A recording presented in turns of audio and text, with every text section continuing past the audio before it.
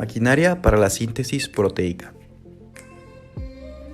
Para construir la cadena de aminoácidos, que es propia de cada proteína, se necesita principalmente tres elementos: el ARN mensajero o ARNM, que consiste en una secuencia monocatenaria en cuyo extremo 5 hay un nucleótido guanina metilado, a modo de caperuza, y en el cuyo extremo 3 existe una cadena de adeninas denominadas cola poly A.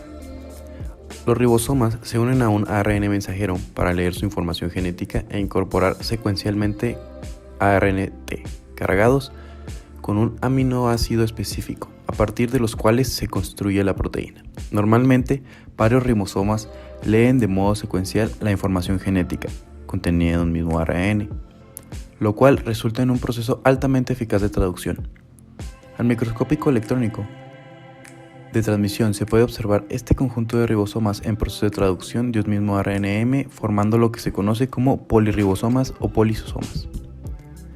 También distintos ARN transferencias se necesitan para construir la cadena de aminoácidos.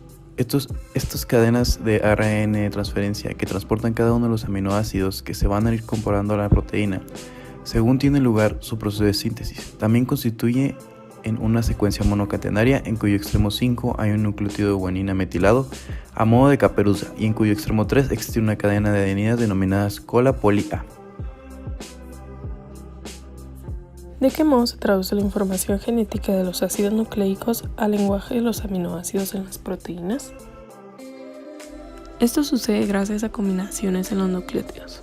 Si llegáramos a juntar las 4 letras en grupos de 2, solamente podríamos formar 16 combinaciones, lo cual no sería suficiente para abarcar los 20 aminoácidos. Así que por lo tanto, las agrupaciones de nucleótidos deberán estar en combinaciones de 3. Esto nos dará un resultado de 64 combinaciones abarcando los 20 aminoácidos. Esto es a lo que se le conoce como un codón.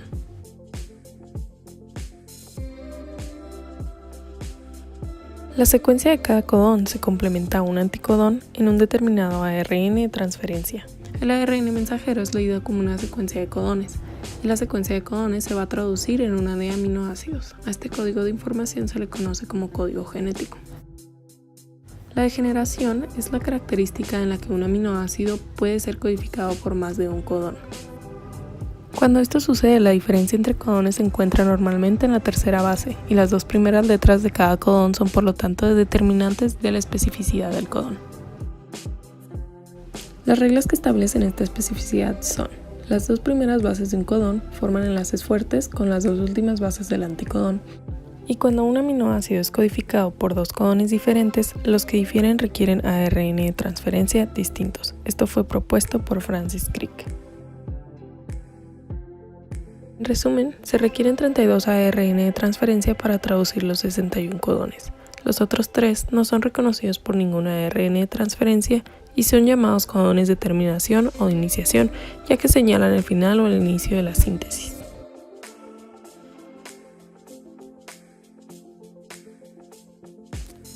Proceso de síntesis proteica en los ribosomas. Este tiene lugar en el ribosoma. Implica al ARN mensajero, ARN de transferencia, aparte de factores proteicos de iniciación, elongación y terminación. Para llevar a cabo la síntesis de cada ARN de transferencia, debe acoplarse con su aminoácido de la manera siguiente. El aminoácido se va a activar al unirse con AMP, utilizando ATP, y formando un aminoacil AMP, que se unirá a la ARN de transferencia, liberando el AMP y formando un aminoacil ARNT. Cada uno de estos aminoácidos reconocerá a su correspondiente mediante un centro activo donde solo encaja este preciso aminoácido, uniéndolo con el ARNT específico cuyos anticodones se unirán con los codones del mensajero. Existen 3 sitios en el ribosoma: el sitio A, donde se unirá el aminoacil ARNT, que se alojará en el sitio P una vez unido a la cadena en crecimiento, y el sitio E, de donde saldrá. Fase de iniciación. Aquí la subunidad menor se unirá con el ARN mensajero, recorriendo la cadena hasta llegar al codón A o G. Por su parte, el ARNT iniciador se une al sitio P. La subunidad menor se asocia con factores EIF1, EIF1A, EIF3, mientras que el ARN mensajero se unirá a factores EIF4, E, G, A y B. El complejo de preiniciación se desplaza por el ARN mensajero hasta que encuentra al codón AUG en el sitio P. Al ser reconocido, EIF5 provoca la hidrólisis de GTP, liberando los demás factores y permitiendo la unión de la subunidad mayor del ribosoma. Fase de elongación. El segundo ARNT que entra precisa la ayuda de dos factores proteicos de elongación para colocarse en el sitio A, lo que produce un cambio que induce la hidrólisis del factor EIF1A, provocando su liberación, lo que conduce el ARNT al sitio P. La orientación de los aminoácidos permite la formación de enlaces peptídicos mediante la actividad peptidiltransferasa del ARN contenido en el ribosoma.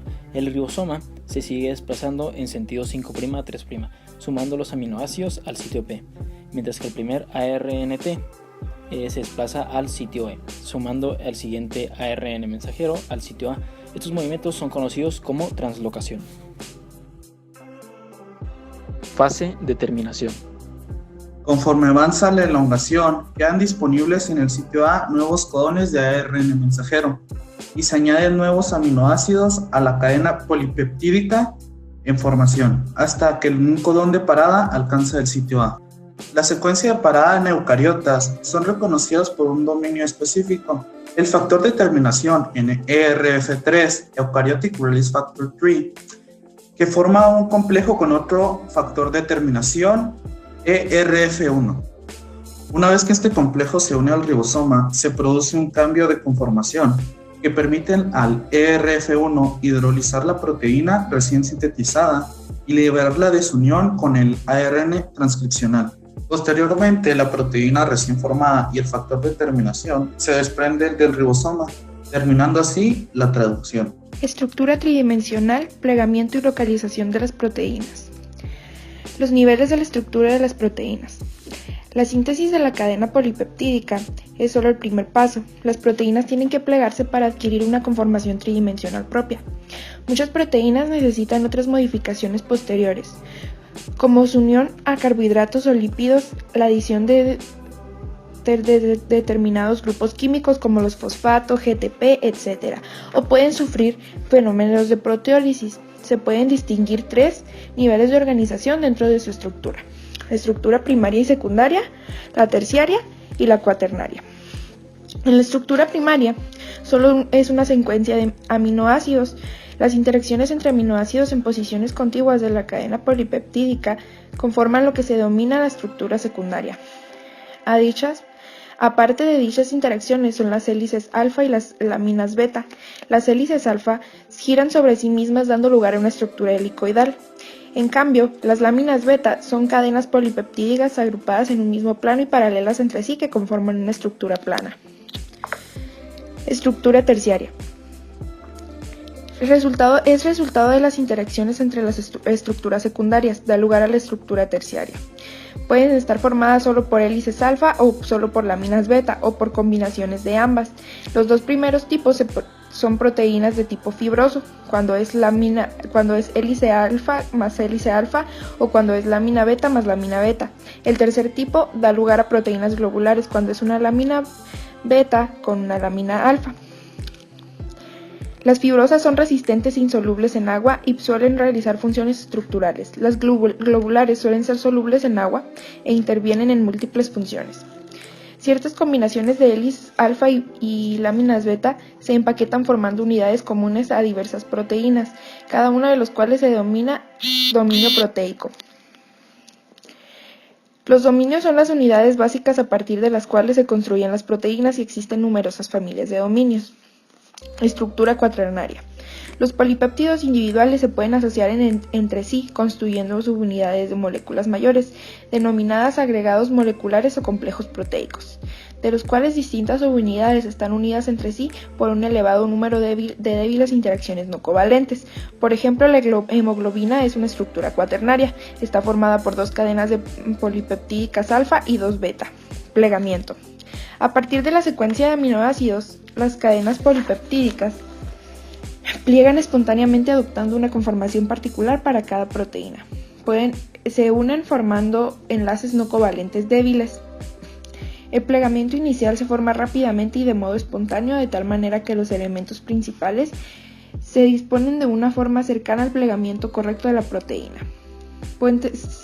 Al respecto, cabe destacar la formación de puentes disulfuro que se establecen entre los aminoácidos de cisteína de la cadena polipeptídica, ya que es sumamente importante para el plegamiento y la estabilidad de muchas proteínas.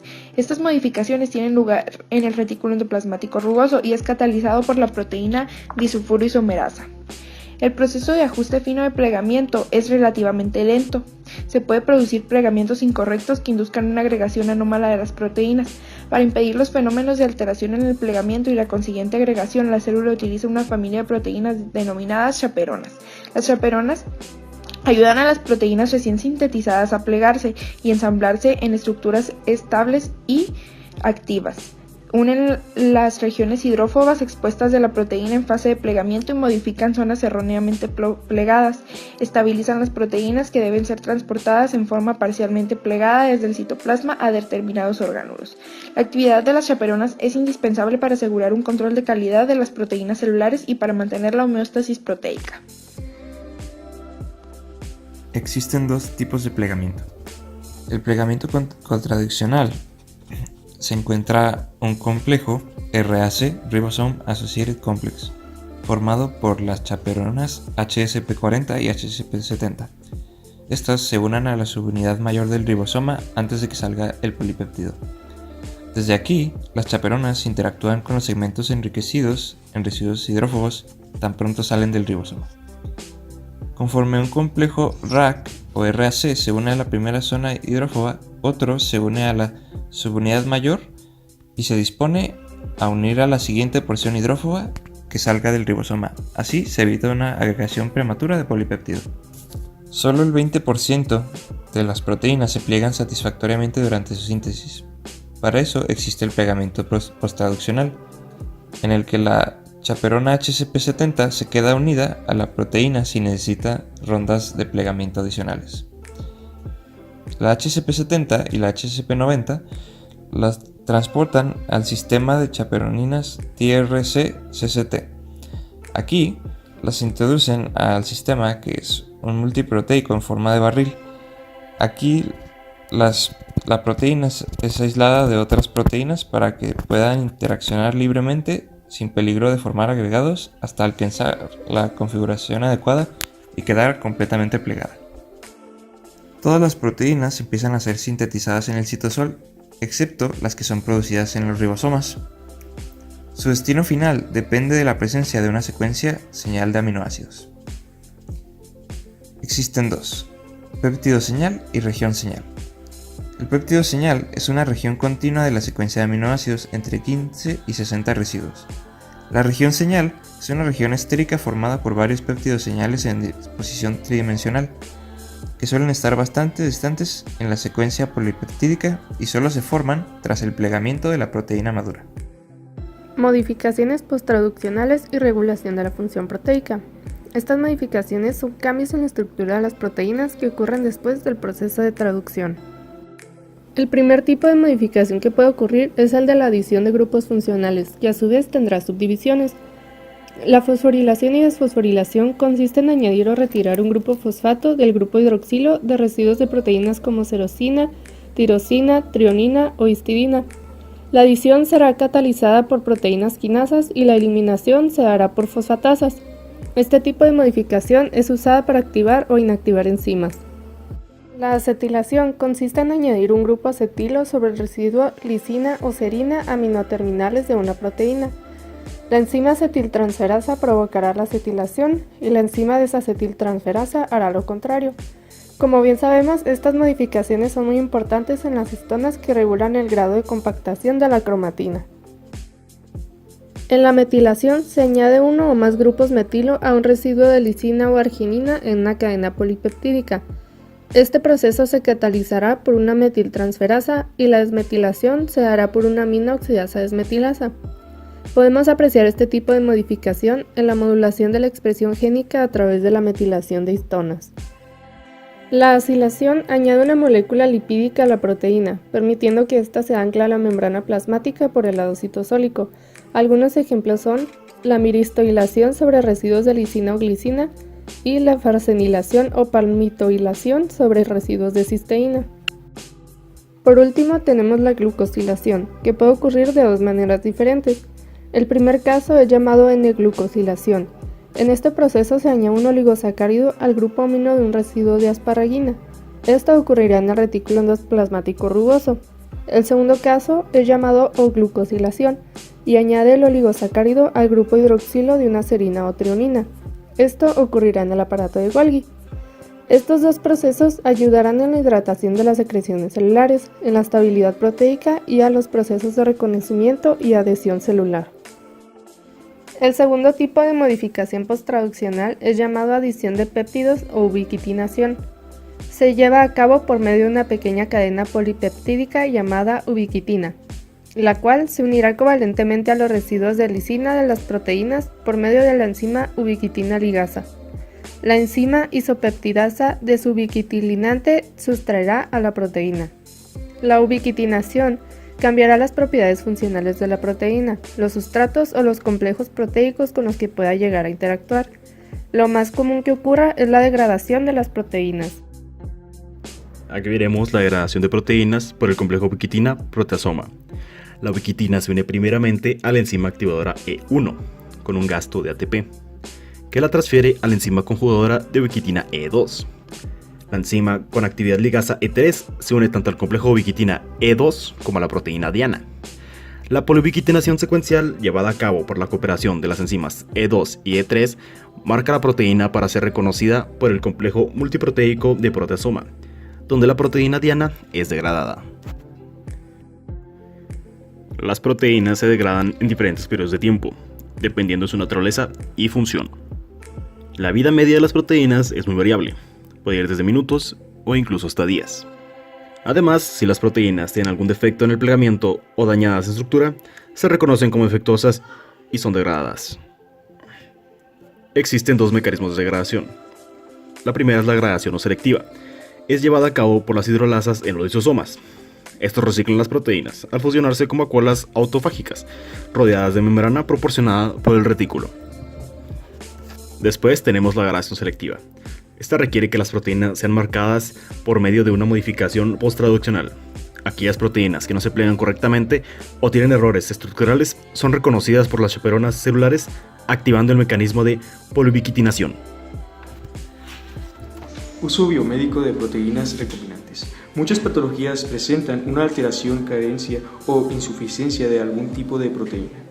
Algunas enfermedades permiten la introducción de la proteína que se carece, mediante el uso de tecnología de ADN recombinante. Para fabricarlas es necesario clonar el gen de interés, unirlo al vector capaz de expresarlo e introducirlo en el organismo, por ejemplo, de una bacteria o una célula eucariota, capaz de expresar dicho gen. Los organismos que se utilizan para producir estas proteínas se conocen como hospedadores. Las de insectos permiten la inserción del vector mediante el baculovirus.